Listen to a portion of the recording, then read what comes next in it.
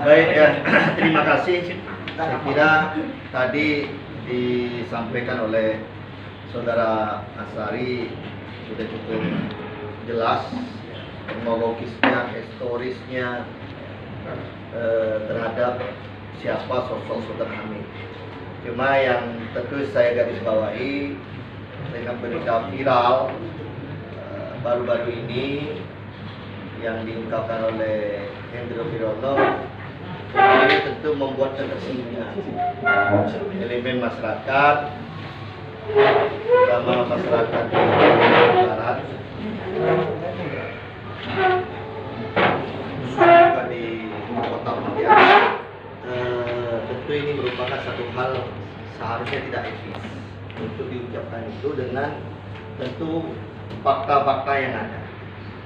Kalau kita lihat dari sejarah perjuangannya Sultan Hamid dari sejak BPO sebagai utusan BPO waktu itu ya, beliau bagaimana beliau ikut berperan di dalam Kongres India Muda itu. Kalau waktu itu Sultan Hamid tidak menyatakan kemerdekaan, ya, tidak menyatakan berdaulat kepada Republik, saya kira waktu itu sulit juga untuk memperlancar terhadap kedaulatan negara Republik Indonesia. Itu yang bukti yang nyata. Yang kedua, berkaitan dengan Hendro Priyono bilang ini berkaitan dengan Pontianak. Sebenarnya Sultan Hamid itu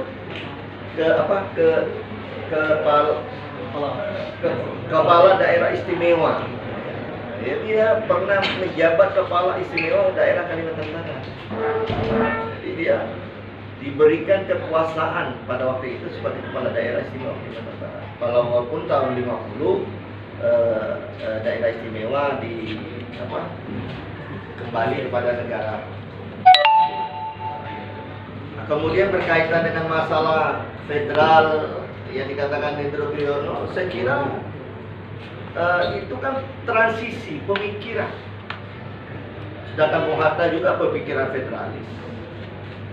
Artinya dalam rangka membentuk kita ini negara ini mau bentuknya apa.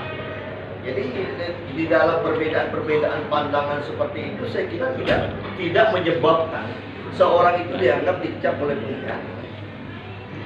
Apalagi dia memang secara fakta dan tidak terbukti untuk dia mengkhianat negara umpamanya, untuk merubah negara ya.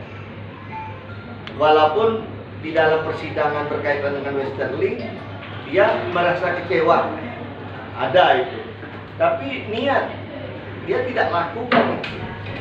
Artinya dia mengurungkan karena dia tentu mungkin masih artinya masih mencintai terhadap Republik ini dan tidak ada mengatakan pemberontakan terhadap negara Republik Indonesia.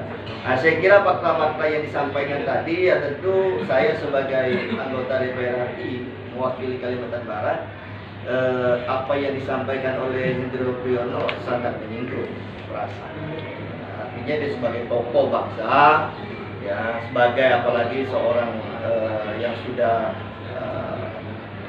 cukup banyak pengalaman di dalam ikut di dalam proses berbangsa ini, tidak semata-mata untuk mengucapkan hal-hal yang hanya berkaitan dengan masalah praduga.